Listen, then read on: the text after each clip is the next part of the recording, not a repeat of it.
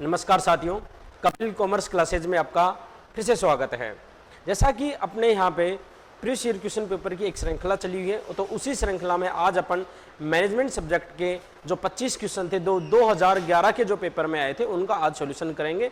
क्योंकि सॉल्यूशन इसलिए ज़रूरी है कि जैसे अभी सीईटी के बारे में ज़्यादा कुछ क्लियरेंस आया नहीं है और अधीनस्थ बोर्ड इस पेपर को कंडक्ट कराएगा। अब अधीनस्थ बोर्ड इस को पहली बार कंडक्ट करा रहा है। अब कंडक्ट कराने के लिए उसके पास क्या है, मटेरियल सबसे ज्यादा क्या रहेगा, जो आरपीएससी ने अभी तक जो पेपर लिए थे उनके क्वेश्चन उसके पास मटेरियल के रूप में रहेंगे। तो अपने को क्या करना है कि सबसे ज्यादा से ज्यादा जो पिछले क्वेश्चन जितने भी क्वेश्चन है प्रीवियस ईयर के उनको सोल्यूशन करना बहुत जरूरी है। तो क्योंकि ये एक सफलता की एक प्रथम सीढ़ी रहेगी यदि अपन इसको क्या करते हैं, क्वेश्चन पेपर का सोल्यूशन करते हैं। आइए तो अपन इसी क्रम में इस श्रृंखला की ओर आगे बढ़ते हैं। तो पहला अपना जो 2011 का पेपर है, ये जो पेपर है वो कौन सा है, 2011 का है। तो 2011 में जो मैनेजमेंट सब्जेक्ट के कितने क्वेश्चन थे, 25 क्वेश्चन थे। अभी जब अधीनस्थ बोर्ड ये चीजें डालेगा नोटिफिकेशन में, वो उसमें भी शायद कॉमर्स का जो सिलेबस रहेगा वो डिटो रहेगा, ये का ये रहेगा, क्योंकि इसमें कोई चेंजिंग नहीं। अब भी फर्स्ट के पेपर के बारे में ज्यादा कुछ क्लियर नहीं हुआ, लेकिन अपन क्या करेंगे, जो पिछले जितने भी क्वेश्चन है सेकंड पेपर के उनको सोल्यूशन करेंगे। तो जो पहला क्वेश्चन था कि बैंकिंग व्यवसाय में क्या पूछा है, बैंकिंग व्यवसाय में करने वाली एक फर्म साझेदार की अधिकतम संख्या हो सकती है। किन की पूछ रहा है, बैंकिंग साझेदार में साझेदारों की संख्या पूछ रहा है। तो बैंकिंग साझेदार जो पार्टनरशिप एक्ट 1932 था उसमें ये चीजें क्लियर की गई थी। कब, ये 2011 का पेपर है। तो 2011 के पेपर में किसकी चीजें आई थी सारी, जो कंपनी एक्ट 1956 था और पार्टनरशिप एक्ट 1932। तो पार्टनरशिप एक्ट 1932 में कहा गया है कि बैंकिंग फर्म में कितने रहेंगे, 10, और जो नॉन बैंकिंग फर्म रहेगी,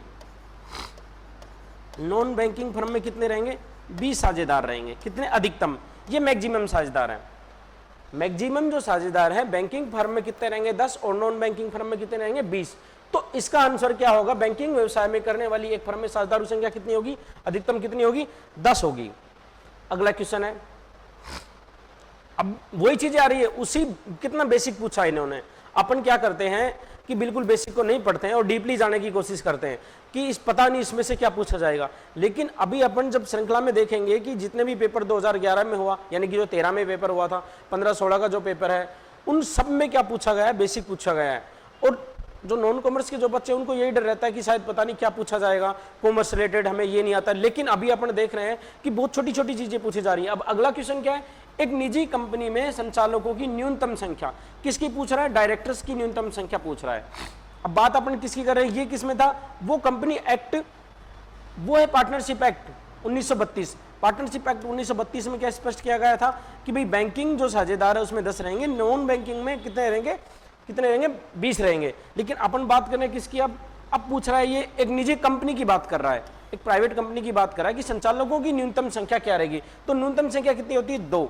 अपन बात करें किसकी, कि मैक्सिमम कितने डायरेक्टर रह सकते हैं, तो मैक्सिमम कितने डायरेक्टर रह सकते हैं, 15 रह सकते हैं। ये किसके अनुसार, कंपनी एक्ट 2013 के अकॉर्डिंग मैक्सिमम डायरेक्टर कितने हो सकते हैं, 15 हो सकते हैं। कितने डायरेक्टर होंगे, 15। अब बात करें इसकी कि यदि मेंबर की कितने हो सकते हैं, यहां पे अपन पिछले जो क्वेश्चन में देखा था, पिछले क्वेश्चन में अपन ने क्या देखा था कि साझेदारों की क्या पूछी थी, संख्या पूछी थी। तो साझेदारों की संख्या की बात करें अपन, तो मैक्सिमम जो साझेदार कितने हो सकते हैं, भाई बैंकिंग और नॉन बैंकिंग तो 20 थे। लेकिन अभी जो प्राइवेट कंपनी की बात करें अपन, प्राइवेट कंपनी में कितने साझेदार हो सकते हैं, 100 साझेदार हो सकते हैं कंपनी एक्ट 2013 के अकॉर्डिंग। और डायरेक्टर कितने हो सकते हैं, 15। ये दोनों चीजें याद रखने की कि मेंबर और डायरेक्टर, मेंबर कितने हो सकते हैं, 15, डायरेक्टर कितने हो सकते हैं, मैक्सिमम 100, मिनिमम कितने हो सकते हैं, 2, मेंबर भी और डायरेक्टर भी। अगला क्वेश्चन अपना, उद्यमिता आधारित है। उद्यमिता किस पे आधारित है, उद्यमिता आधारित है नवाचार और जोखिम पे आधारित है। उद्यमिता का जो मुख्य जो उद्देश्य होता है वो क्या होता है, किस पे आधार होता है, इसका मुख्य आधार होता है जोखिम। लेकिन बात करें अपन नवाचार, दोनों की, क्योंकि अपने पास दोनों ऑप्शन में, तो आंसर क्या हो जाएगा, सी हो जाएगा। आंसर क्या होगा, सी, यानी कि जोखिम और नवाचार। उद्यमिता आधारित, अब जब अपन किसी भी स्टार्टअप को अपन वो करते हैं, इम्प्लीकेशन करते हैं, तो सबसे ज़्यादा जरूरी क्या है? एक बिजनेस, एक व्यवसाय में सबसे ज़्यादा जरूरी क्या चीज़ है? मुख्य मेन तत्व क्या माना गया है? जोखिम माना गया है। अब जोखिम है, दूसरा तत्व क्या है? नवाचार। यदि नवाचार नहीं होगा तो वो व्यवसाय क्या होगा? समय के साथ क्या हो जाएगा? ढेर हो जाएगा। जैसे कि कुछ चीज़ें ऐसी हैं जो कहावतें, स्लोगन बोले जाते हैं कि जो समय के साथ परिवर्तन नहीं होता है वो खुद क्या हो जाता है? समाप्त हो जाता है। तो अपन बात किसकी कर रहे हैं? उद्यमिता का, एंटरप्रेन्योरशिप। तो एंटरप्रेन्योरशिप में क्या चाहिए भाई? एक तो रिस्क होनी चाहिए और दूसरा क्या होना चाहिए? इनोवेशन होना चाहिए। अगला क्वेश्चन अपना, निम्न में से अपन देख रहे हैं कि बिल्कुल बेसिक चीजें पूछ रहे हैं, कुछ नहीं पूछा गया है डीपली, सिर्फ ऊपर ऊपर से क्वेश्चन उठाए गए हैं। और कितना इजी अपन हर इसमें, जैसे 25 एक पार्ट में 25 है, मैनेजमेंट वाले पार्ट में, इकोनॉमिक्स वाले में 25 है, अकाउंट्स, ऑडिट, ये सारी चीज़ें बेसिक है। उनमें से हम 24-25 आराम से सॉल्यूशन कर सकते हैं, आराम से अटेम्प्ट कर सकते हैं। अब बात किसकी है कि कौन सा अधिकार उपभोक्ता संरक्षण अधिनियम 1986 द्वारा प्रदान नहीं किया गया? इन्होंने क्या पूछा? नहीं किया गया पूछा है। नहीं किया गया तो सबसे पहली बात आएगी कि कौन कौन से अधिकार प्रदान किए गए हैं। तो जब 1986 वाले की अपन बात करते हैं तो 1986 में अपने को कितने अधिकार दिए गए थे? 6 अधिकार दिए गए थे। पहला था सुरक्षा का अधिकार, सुरक्षा का, चयन का अधिकार, क्षतिपूर्ति का अधिकार, सुरक्षा का, चयन का, क्षतिपूर्ति का। ये किसकी बात हो रही है? ये हो रही है कंज्यूमर प्रोटेक्शन एक्ट CPA 1986 की बात कर रहे हैं अपन। सुरक्षा का अधिकार, चयन का अधिकार, सुनवाई का, क्षतिपूर्ति का। कौन सा है? सुनवाई का। सुरक्षा, चयन, क्षतिपूर्ति, सुनवाई, और सुरक्षा, चयन, क्षतिपूर्ति, सुनवाई और प्रतिफल, ये अधिकार थे अपने पास। किसके पास? अपने पास थे। कौन से? ये किस में दिए गए थे? CP में। लेकिन अभी जो आया है अमेंडमेंट, जो संशोधन हुआ है, कहां, कौन सा हुआ है? अब 2019 में हो गया, CPA 2019। इसमें क्या कर दिया गया? इसमें और जोड़ दिए गए। इसमें कौन कौन सा जोड़ दिया गया? शिक्षा का अधिकार और स्वस्थ वातावरण का अधिकार, स्वस्थ वातावरण का अधिकार। ये अधिकार इसमें क्या कर दिए? जोड़ दिए गए। अब बात अपन किसकी कर रहे थे अभी? अपना क्वेश्चन क्या है? अपना क्वेश्चन ये है कि कौन सा अधिकार नहीं दिया गया। अपन बात कर रहे हैं सुरक्षा का अधिकार दिया गया है, चयन का भी दिया गया है, सूचना का भी दिया गया है, लेकिन कौन सा नहीं है अपने पास? अपने नहीं है प्रतिस्थापन का अधिकार, यानी कि जो रिप्लेसमेंट का अधिकार है, राइट टू रिप्लेस। अपन चीजों को क्या कर सकते? रिप्लेस नहीं कर सकते। अभी इसमें जो क्वेश्चन में आए थे वो 1986 से रिलेटेड थे, कंज्यूमर प्रोटेक्शन एक्ट 1986 था। लेकिन अभी जो आपके जो चीजें आएंगी वो आएंगी कंज्यूमर प्रोटेक्शन एक्ट 2019 की जो चीजें आएंगी। लेकिन उनमें क्या हुआ है? अभी जो अमेंडमेंट किए गए उनमें क्या किया गया? 2 नई चीजें जोड़ दी गई हैं। क्या क्या जोड़ दिया गया? शिक्षा का अधिकार और स्वस्थ वातावरण का अधिकार जोड़ दिया गया और टोटल हो गए 8 अधिकार हो गए हैं। बाकी की ये अपन ने क्लास में ये चीजें सारी पढ़ ली है, बिल्कुल बेसिक पूछा गया है यहाँ से। और इन बेसिक चीजों को अपन कवर करते हुए पिछली क्लासों में पढ़ा है कि क्या क्या चीजें, मैंने उस टाइम ही बताया था आपको कि ये चीजें आती हैं और ये ही आएंगी। तो अपने को क्या, क्योंकि कंज्यूमर प्रोटेक्शन में क्या पूछ सकता है भाई? कंज्यूमर प्रोटेक्शन में यही पूछ सकता है जिला उपभोक्ता, राज्य उपभोक्ता और कौन सी जो राष्ट्रीय लेवल पे है उनकी क्या क्या लिमिट है, कि इतनी उम्र में अपन कितने साल तक अपन क्या कर सकते हैं, इसमें याचिका दायर की जा सकती है। ये सारी चीजें पूछी गई है और ये ही आगे पूछेंगे। तो अपना अगला क्वेश्चन क्या है? संगठन में पदों हेतु आवेदन करने के लिए आमंत्रित करने की। कितना इजी क्वेश्चन पूछा है इन्होंने। क्या पूछा है कि किसी संगठन में आवेदन एप्लीकेशन करने की प्रक्रिया क्या होगी? क्या कहलाती है भाई? भर्ती कहलाती है, सीधा सा है। तो ये बहुत ही बेसिक आपको, लेकिन आप लोगों को क्या करना है, एक चीज याद रखनी है कि बिल्कुल पॉइंट टू द पॉइंट पढ़ना है, किसी चीज को भी मिस नहीं करना है। जैसा जितना कहा जाए उतना जरूर पढ़ना आप, जो नोट्स में लिखाया गया है। एक निश्चित धनराशि भुगतान करने की शर्त रहित प्रतिज्ञा क्या होती है? शर्त रहित होता है। एक होती है शर्त सहित, यानी कि जो अपने पास क्या होता है कि जब promissory note, upon bills of exchange का जब टॉपिक पढ़ेंगे वहां पढ़ेंगे अपन दो चीजें हैं, शर्त रहित और शर्त सहित। ये अपने से क्या पूछ रहा है? शर्त रहित पूछ रहा है। तो शर्त रहित कौन सा है? शर्त रहित कौन सा है? विनिमय बिल, बिल्स ऑफ एक्सचेंज। अब बात करें अपन चेक की, भाई चेक में भी शर्त होती है, प्रोमिसरी नोट में भी शर्त होती है और हुंडी में भी होती है, लेकिन बिल्स ऑफ एक्सचेंज में कोई शर्त नहीं होती है। क्यों? ये अपन टॉपिक में पिछली क्लासों में पढ़ा है कि चेक क्या क्या एक बैंक पे लिखा जाता है, चेक पे बैंक पे लिखा जाएगा, बैंक पे लिखा जाता है, उसमें शर्त होती है कि आप 3 महीने के अंदर इसका पेमेंट क्या कौन जो पेमेंट करने वाला है, जो पेई है वो क्या करेगा, इसका पेमेंट करेगा। दूसरी बात प्रोमिसरी नोट कौन है, प्रोमिसरी नोट भी प्रतिज्ञा पत्र भी क्या होता है, शर्त सहित होता है। और तीसरी बात क्या, हुंडी। ये सारी चीजें क्या है, शर्त सहित है। लेकिन शर्त रहित अपने पास क्या है, शर्त रहित अपने पास विनिमय में बिल ऑफ एक्सचेंज। अगला क्वेश्चन अपना, एक बिल जो प्राय बैंक पे, अब देखो उसी एक टॉपिक से 2-2 3-3 क्वेश्चन आ रहे, एक छोटे से टॉपिक से बिल्कुल बेसिक पूछ के इन्होंने 2-2 3-3 क्वेश्चन कर लिए, 2-2 3-3 क्वेश्चन पूछ रहे उसी चीज से।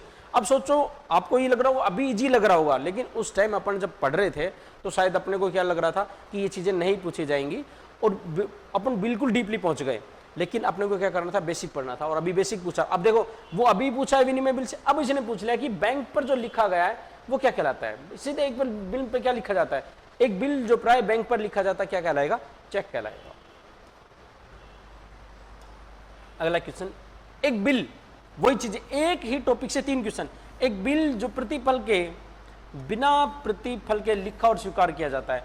अब इसमें क्या है कि भाई उसके लिए या तो कोई चार्जेस हो या फिर किसी न किसी रूप से किसी को लाभ मिल रहा हो, लेकिन ऐसा अपने को यह ढूंढना है कि ऐसी कौन सी चीज है जिससे लाभ नहीं मिलता हो एक दूसरे को। यानी कि एक व्यापारी दूसरे व्यापारी पर जब बिल लिखता है तो उसमें ना तो शर्त हो कोई भी, ना उसे किसी प्रकार का लाभ या कोई चार्ज देना पड़ रहा हो। तो व्यापारिक बिल आपको पता है, व्यापारिक बिल के लिए क्या करना पड़ेगा, चार्ज लगेगा। प्रति बिल है इसमें भी, विदेशी बिल है उसमें भी है। लेकिन जो सहायतार्थ बिल है, एक व्यापारी दूसरे व्यापारी पर क्या लिखता है, सहायतार्थ बिल लिखता है, जिसमें कोई चार्ज नहीं होता है, ना ही कोई उसमें कोई शर्त होती है। यानी कि ये भी क्या होता है, सहायतार्थ जो बिल होता है वो शर्त रहित बिल माना जाता है। बात करें उपभोक्ता संरक्षण अधिनियम 1986 के अंदर शिकायत करने की समय सीमा क्या है। अभी उपभोक्ता संरक्षण अधिनियम का दूसरा पढ़ने क्वेश्चन देखा था, उसमें क्या पूछा था, उन्होंने पूछा था कि कितने अधिकार दिए गए और कौन सा अधिकार नहीं दिया गया। यहां पूछ ली कि जब अपन याचिका दायर कर सकते हैं, जैसे कि एक उपभोक्ता जब किसी चीज से, यानी कि व्यवसायी के व्यवहार से या फिर किसी ऐसी वस्तु से जिससे उसे हानि पहुंची, उससे यदि पीड़ित है तो कहां पे याचिका लगाएगा, कहां पे याचिका दायर करेगा। तो उसके 3 माध्यम थे भाई, जिला उपभोक्ता मंच, राज्य उपभोक्ता मंच और राष्ट्रीय। अब इनमें क्या थी, एक समय सीमा है कि भाई आप पीड़ित हुए हो, आप पीड़ित होने के बाद इतने समय सीमा में आप याचिका दायर कर सकते हो। लेकिन ये याचिका समय सीमा क्या है, यह समय सीमा है 2 वर्ष तक। अभी जब अपने पास सीपीए अपन 2019 पढ़ेंगे तो 2019 में भी सेम चीजें हैं, वही चीज है, पहले भी यही था कि 2 वर्ष तक था, अभी भी 2 वर्ष है। तो अपने को क्या पढ़ना है कि अपने को ये याद रखना है कि उनकी लिमिट कितनी है, कितनी सीमा में कर सकते हैं, और जो उनके अध्यक्ष बनेंगे, जो चेयरमैन रहते हैं जिला उपभोक्ता मंच, राष्ट्रीय उपभोक्ता मंच या राज्य उपभोक्ता मंच के, उनकी क्या तो उनकी उम्र रहती है जिस तक वो अपॉइंट कर किए जा सकते हैं, किस सीमा तक वो, उनकी सीमा क्या क्या है, किस जैसे कि भाई जिला उपभोक्ता मंच की 1 करोड़ है, ठीक है, और 10 करोड़ तक किसकी है भाई, 1 करोड़ तक है, और 1 करोड़ से 10 करोड़ तक किसकी है, राज्य की, और राष्ट्रीय कितनी है, 10 करोड़ से अधिक है। तो ये सीमा आपको याद रखनी है कि किस किस सीमा तक याद किए जा सकते हैं और क्या रहेगा। ये तो सबका कॉमन है कि भाई 2 वर्ष के अंदर अंदर अपन क्या कर सकते हैं, याचिका दायर कर सकते हैं। अगला क्वेश्चन है अपना, एक कंपनी है, भाई सीधी सी बात है, एक कंपनी क्या है, एक कृत्रिम व्यक्ति है।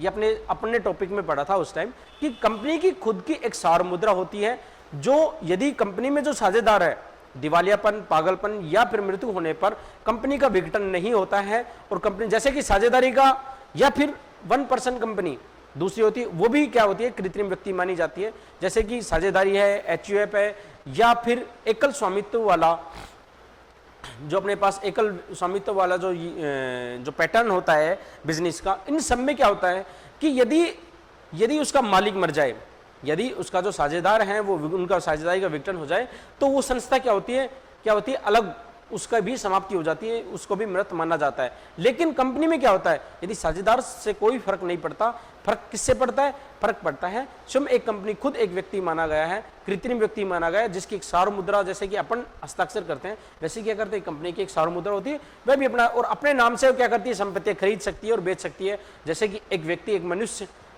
संपत्ति खरीद सकता है, बेच सकता है, वैसे क्या कर सकती है जो कंपनी है वो भी संपत्ति खरीद और बेच सकती है। तो क्या माना गया है कंपनी को, एक कृत्रिम व्यक्ति माना गया। कितना छोटे छोटे क्वेश्चन पूछे गए हैं इनमें। व्यवसाय द्वारा नैतिक रूप से सही आचरण करना है। अब बताओ, व्यवसाय द्वारा नैतिक रूप से क्या आएगा, नीति शास्त्र। सही आचरण करना है, क्या कहलाएगा? नीति शास्त्र कहलाएगा। ये अपना जो टॉपिक है बिजनेस मैनेजमेंट का, उसका पहला जो पॉइंट है यही है कि बिजनेस एथिक्स के नाम से एक टॉपिक है, उसमें बिल्कुल सिंपल पूछा गया है, क्या कहलाता है? नीति शास्त्र कहलाता है। और मेरे हिसाब से शायद ही कोई इस क्वेश्चन को, इन छोटे छोटे क्वेश्चनों को गलत करके आया होगा। अब बात करें नीति शास्त्र की उत्पत्ति ग्रीक भाषा के प्राचीन शब्द से हुई है। किससे हुई है? एथिकोस से हुई है।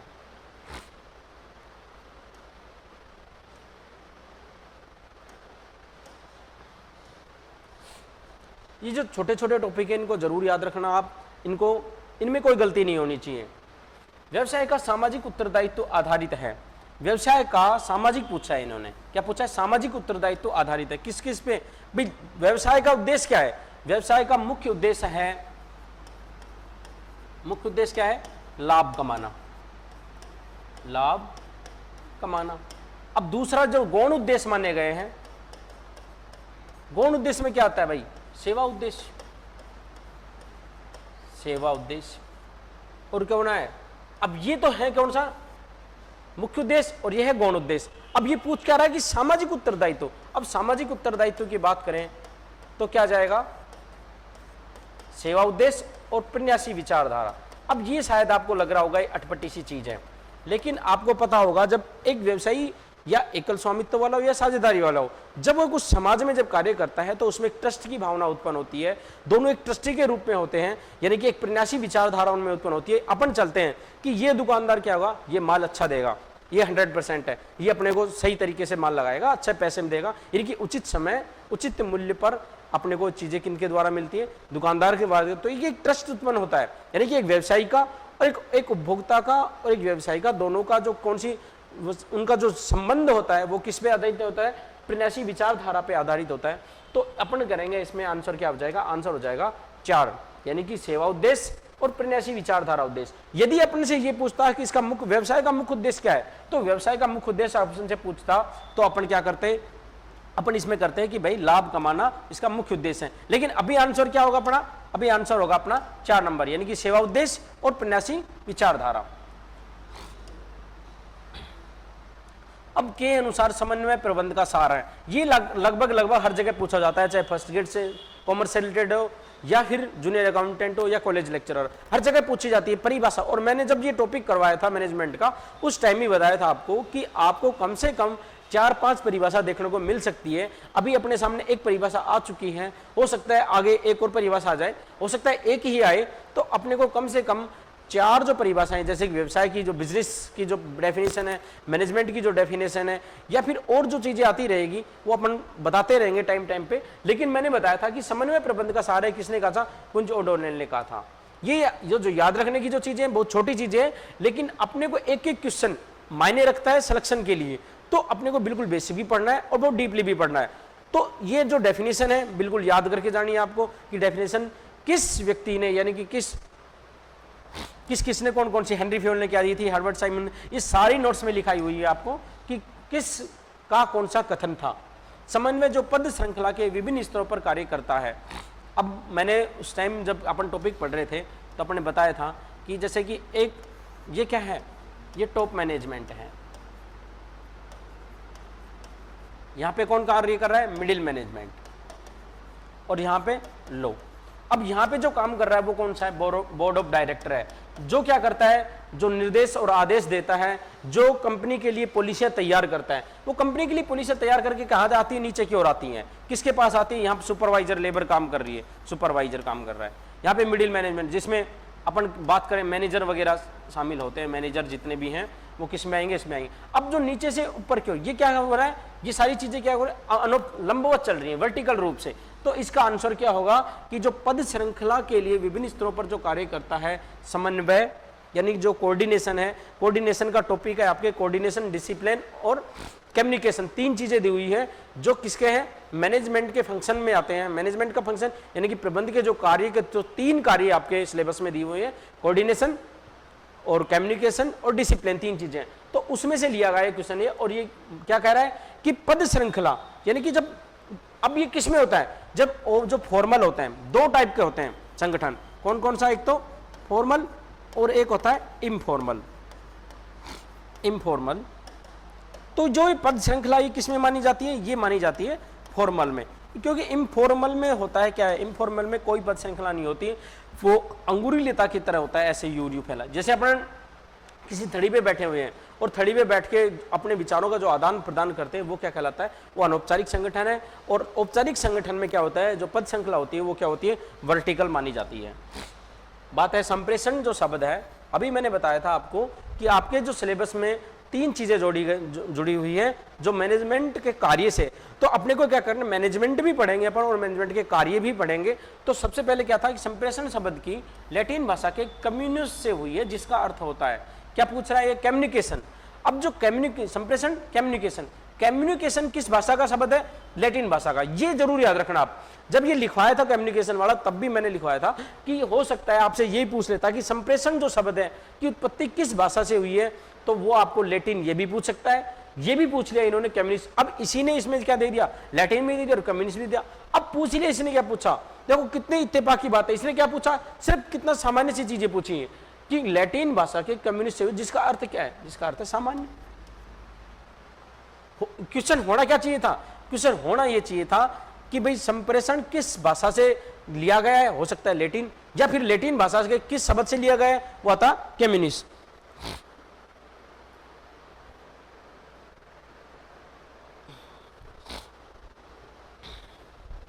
अगला क्वेश्चन क्या है अपना, अनौपचारिक संप्रेषण के रूप में भी जाना जाता है। अभी मैंने बताया अनौपचारिक संप्रेषण यानी कि 2 संगठन के 2 प्रकार हैं, एक तो फॉर्मल है और एक क्या है, इनफॉर्मल। ठीक है, फॉर्मल और इनफॉर्मल। अब जो फॉर्मल में आएगा, फॉर्मल में क्या आएगा भाई, लंबवत आ जाएगा, वर्टिकल आ जाएगा। लेकिन बात अपन किसकी करें, अनौपचारिक की। अनौपचारिक में कौन कौन सा आएगा, जो ग्रेप वाइन है, जो ग्रेप वाइन है,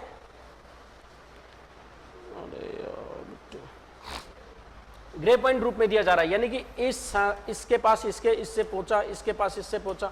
और जो फॉर्मल में आएगा, फॉर्मल में कैसे आएगा कि एक से होता हुआ दूसरे पे, दूसरे से होता तीसरे पे, यानी कि ये यदि टॉप मैनेजमेंट है और ये मिडिल मैनेजमेंट माना जाए और ये नीचे तक, यानी कि ऊपर से नीचे की ओर आदेश कैसे आएगा, ऊपर से नीचे की ओर आएगा। पूछ क्या रहा है क्वेश्चन में कि अनौपचारिक संप्रेषण के रूप में भी जाना जाता है। किनको जाना जाता है, अंगुरी लेता संप्रेषण को भी और अफवाह मील को भी, दोनों को माना जाता है। यानी कि आंसर क्या होगा इसमें, 3।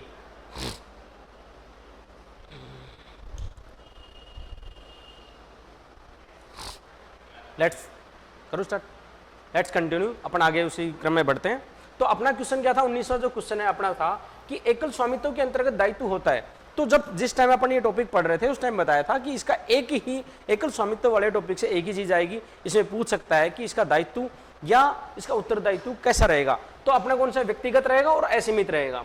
अगला क्वेश्चन है अपना, अगला क्वेश्चन है कि निर्देशों की पालना हेतु आदेश लागू करना क्या कहलाता है। भाई जब आदेश और निर्देश 2 चीजें बताई थी आपको कि आदेश अलग होते हैं और निर्देश अलग होते हैं। आदेश होता है कि किसी कार्य को करना है, जैसे कि टॉप मैनेजमेंट यदि मिडिल मैनेजमेंट को या लोअर मैनेजमेंट को आदेश देता है, क्या देता है, आदेश देता है कि आपको ये कार्य करना है। उसमें कार्य प्रणाली के, और निर्देशों में क्या होता है, निर्देशों में ये बताया जाता है कि कैसे करना है, और आदेश में क्या बताया जाता है कि सिर्फ करना है, आपको ये कार्य करना है। ठीक है, ये तो क्या हुआ, ऑर्डर हो गया। और जब डायरेक्शन की बात आए तो डायरेक्शन में क्या करना है आपको, तो डायरेक्शन में क्या होता है, डायरेक्शन में ये बताना होता है कि इस कार्य को इस प्रकार से किया जाएगा और इस प्रकार से ये परिणाम प्राप्त होंगे, और उसी के लिए क्या करना होता है, उसे बार बार में क्या होता है, मैनेजर क्या इसको अभिप्रेरित करते रहते हैं। तो इसका क्या आएगा कि निर्देशों की पालना करने हेतु आदेश लागू करवाना। भी आदेश लागू करवाना, आदेश लागू करवाने के लिए क्या होगा, अनुशासन जरूरी है। क्या होगा, अनुशासन। अपन बात करें किसकी, कि संगठन की अभी भावी मानव शक्ति आवश्यकताओं का पूर्व निर्धारण है। संगठन की किसकी, भाई कितने आदमियों की आवश्यकता होगी, ये कौन निर्धारण करेगा, किसके द्वारा, सीधी सी बात है, तो मानव संसाधन नियोजन के द्वारा ये निर्धारित किया जाएगा कि भावी समय में, आने वाले समय में, यानी कि वर्ष के अंत तक अपने को इतने मानव संसाधन यानी कि इतने व्यक्तियों की कार्य करने के लिए आवश्यकता पड़ेगी। अगला क्वेश्चन अपना, व्यवसायिक वित्त के आंतरिक स्रोत कौन में शामिल है, क्या आएगा इसमें, देखिए अंश पूंजी है, बैंक ऋण है और ये अधिक विकृत, ये क्या है, ये सारे क्या है, ये बाह्य स्रोत माने जाते हैं। लेकिन ये पूछ क्या रहा है, अपन से पूछ रहा है आंतरिक स्रोत, तो क्या जाएगा, धारित आय। अब बात अपन क्या किसकी करें कि भाई धारित आय किससे संबंधित है। भाई धारित आय में क्या होगा, एक कंपनी का जो लाभ, कंपनी प्रॉफिट आफ्टर क्या क्या आ जाएगा, यदि अपन एक बात करें इनडायरेक्ट टैक्स की बात करें, इनडायरेक्ट टैक्स, इनकम टैक्स की बात हो गई, डिविडेंड की बात हो गई, indirect tax, income tax, dividend, इन सब के बाद भी जो कंपनी को क्या बचता है, जो प्रॉफिट बचता है वो क्या कहलाता है, रिटेन्ड इनकम कहलाती है। तो इसका जो आंतरिक स्रोत क्या होता है, यदि कंपनी ने देखा, आपने कंपनी ने ये सब चीजें दे दी, लेकिन भावी जो हानियों के लिए क्या कर लेती है, अपने पास खुद के पास कुछ पूंजी भविष्य के लिए रख लेती है, तो उसे क्या कहते हैं, रिटेन्ड इनकम कहा जाता है। तो इसका आंसर क्या होगा, धारित आय। यानी कि इन सबको चीजों को घटाने के बाद जो कंपनी के पास जो प्रॉफिट बचता है वो क्या कहलाता है, रिटेन्ड इनकम कहलाती है। अगला क्वेश्चन, एक उत्पाद सेवा के बारे में गैर व्यक्तिगत संप्रेषण है, ये क्या पूछ रहा है भी, गैर व्यक्तिगत। अब व्यक्तिगत होता, यदि व्यक्तिगत पूछा जाता तो ये तो हो सकता था कि प्रचार, प्रत्यक्ष विपणन यदि किया जाए या प्रचार किया जाए या फिर विक्रय संवर्धन, ये सारी चीजें क्या मानी जाती है, ये व्यक्तिगत। लेकिन जब क्या विज्ञापन क्या है, एक गैर व्यक्तिगत संप्रेषण है। ये जब विज्ञापन का अपन टॉपिक पढ़ रहे थे एडवर्टाइजमेंट का, तो मैंने ये बार बार चिल्ला के चीजें बताई थी आपको कि जब अपन विज्ञापन का टॉपिक पढ़ेंगे तो उसमें एक मेन चीजें क्या थी, विज्ञापन एक तो किस एडवर्टाइजमेंट से लिया गया है और दूसरे क्या है, गैर व्यक्तिगत क्या है, संप्रेषण है। प्रशिक्षण का उपयोग नहीं किया जाता है। अब भाई प्रशिक्षण का उपयोग किस में नहीं किया जाता, अभिप्रेरणा वृद्धि में, कार्यकुशलता वृद्धि में, कर्मचारी आवर्ती में वृद्धि में। तो अब आप देखो कि भाई ट्रेनिंग किस में नहीं ली जाती, भाई ट्रेनिंग किस नहीं ली, कर्मचारी आवर्ती वृद्धि में। कुछ चीजें ऐसी हैं कि जो बिल्कुल अपन बेसिक कॉमन, चाहे कॉमर्स से हो या ना हो, लेकिन इनको आसानी से अपन क्या कर सकते हैं, इनका सॉल्यूशन कर सकते हैं। ठीक है, अभी तक जो 2011 के जो एग्जाम में जो चीजें आई हैं, 2011 में क्या क्या आया है, तो वह जैसे अपन ने किसका कहा 25 क्वेश्चनों का अपन ने अटेम्प्ट किया, वैसे ही अपन क्या करेंगे, अगले जो 2016 में जो जितने भी पेपर हुए थे उनका सॉल्यूशन करेंगे। और ये एक श्रृंखला चली रही है जिसमें मैनेजमेंट के, अकाउंट्स के, सभी के क्वेश्चन अपन क्या करेंगे, सोल्व करेंगे। धन्यवाद, अगली क्लास में मिलते हैं अपन। और इसी के साथ, इसी उम्मीद के साथ कि आप बहुत अच्छा पढ़ रहे होंगे, बहुत अच्छा कर रहे होंगे। धन्यवाद।